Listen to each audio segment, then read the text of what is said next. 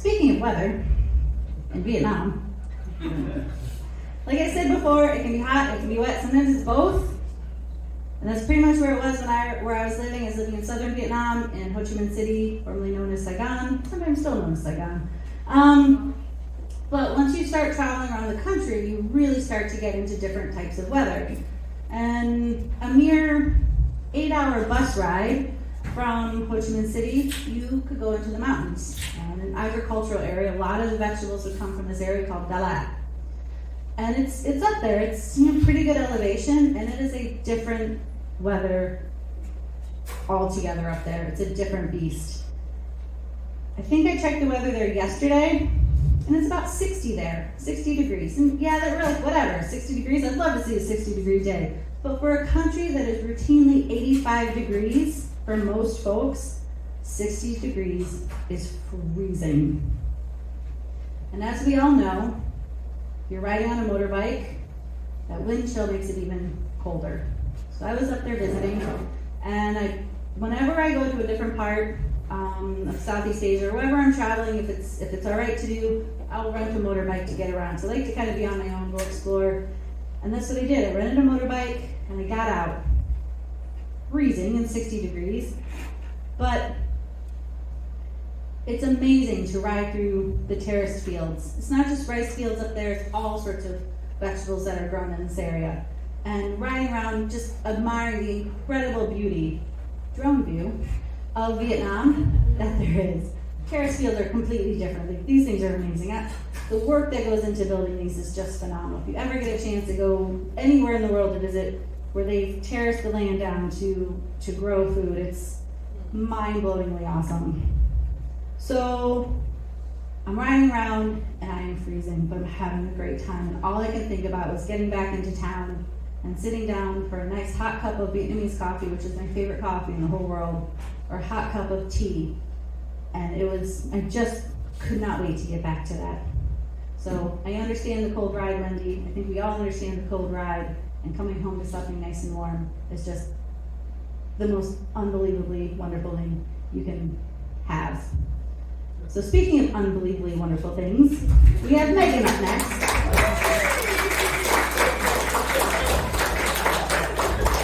She's not only going to get up the stage with her story, but be sure to check out her band, Burndy.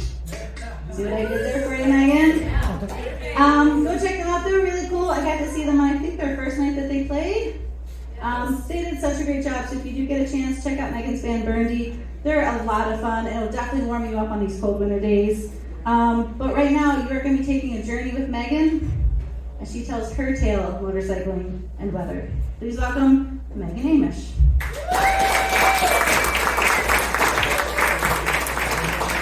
It was not a dark and stormy night. Instead, it was a slightly overcast September day in New York City in 1993. I was living in New York at the time, and I was working 3 jobs because I was living in New York at the time.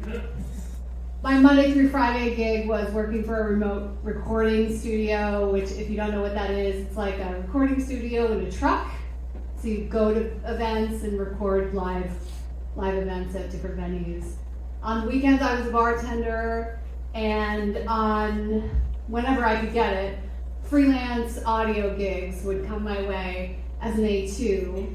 An A2 is basically an audio assistant. The job involves running a lot of cables, coiling up a lot of cables, cable heavy, setting up microphones, labeling tapes, whatever the A1 wants you to do, basically. So that night, I had a gig that sort of combined 2 of my gigs.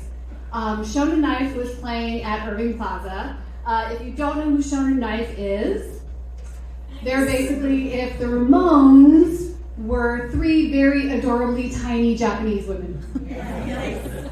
Check them out if you don't know. They're hilarious. Irving Plaza is a venue that's kind of like the Metro, a little bit bigger. It never looks this clean, by the way, ever. I mean, seriously, who took that? Anyway, so that night I had been hired as an A2 to work the show. They were recording the show.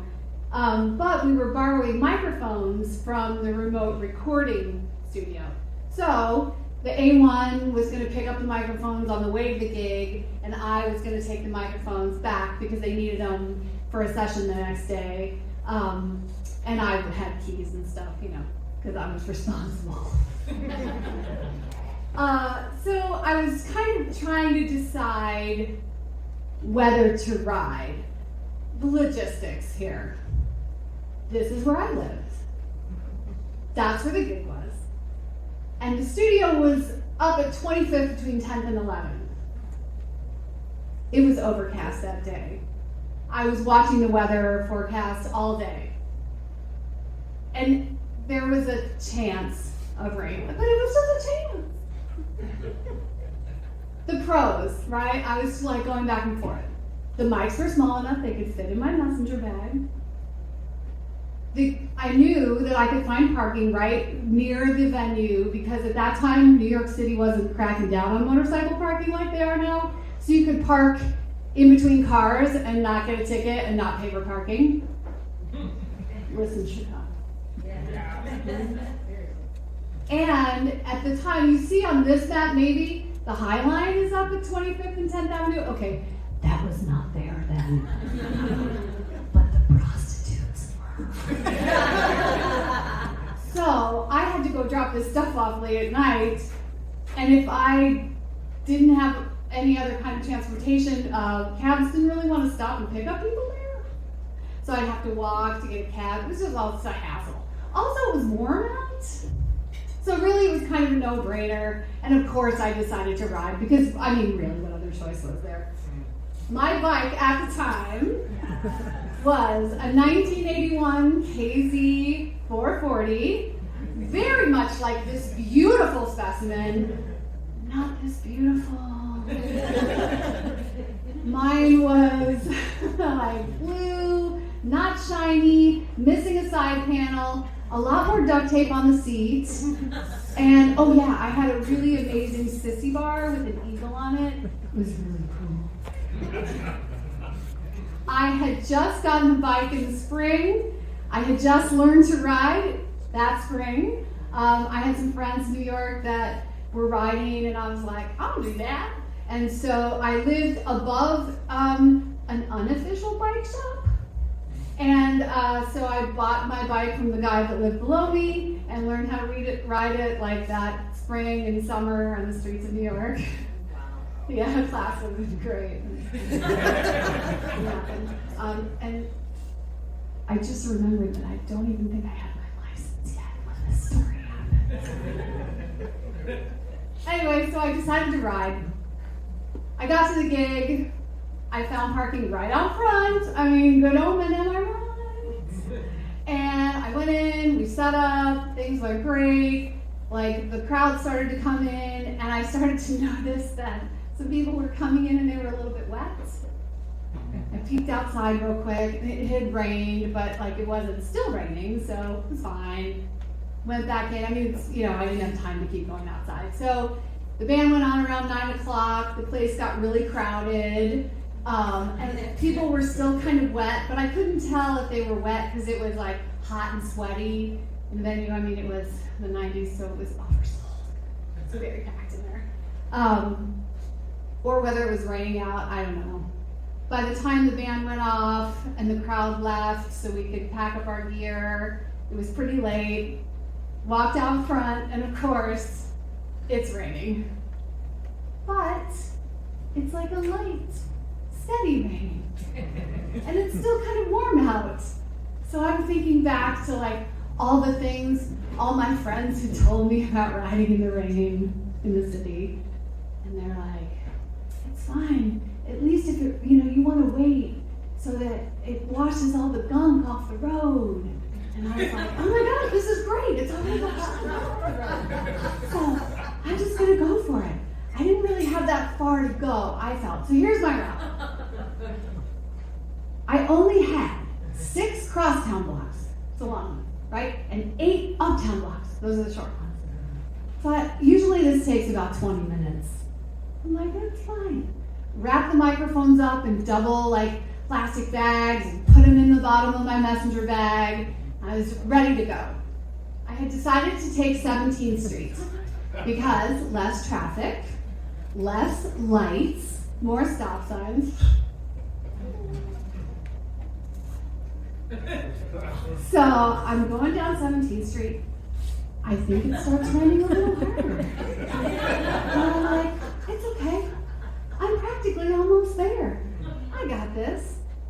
I mean, it's not great, but it can't get much worse. Until I turn on the 10th Avenue, and it gets worse.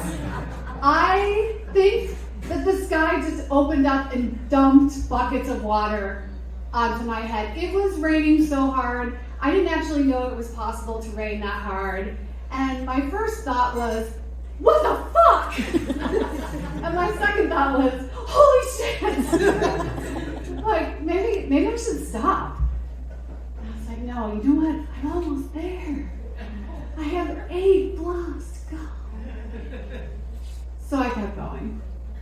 I, of course, get stuck at the light at 19th Street.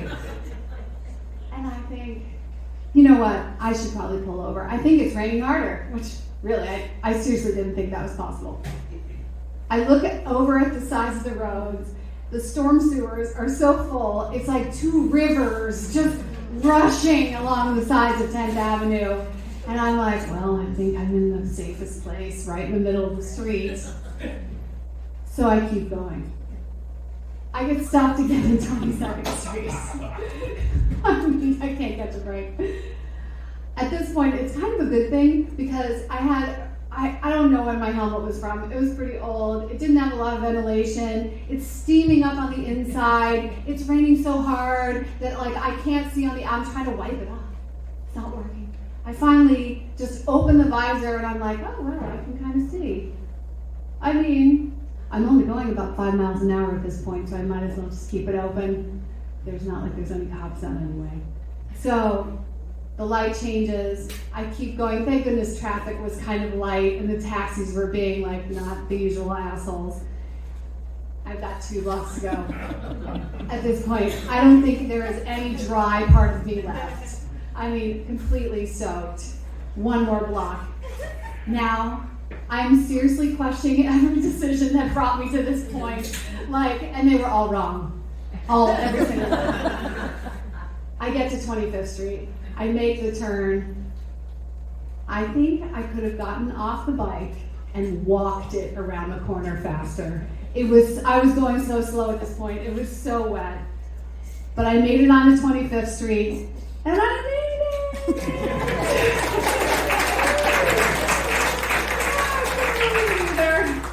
So I get off, I park the bike because remote recording studio, they have a garage. So I get off the bike, park it, go inside. I didn't even take my gear off. Open the garage door, push my bike in, which now seems about 10 times heavier. I don't know exactly why that happens. Finally shut the garage door and have a minute to just take a deep breath and realize how incredibly drenched I am. Everything completely wet. I was so miserable and so uncomfortable, but I made it. I made it. The mics were dry. And I knew it was just one of those things where you suddenly realize that you can trust yourself a little more than you really thought you could, even if it was a really stupid idea in the first place. And I kept that with me moving forward, but got smarter about checking the weather forecast from then on.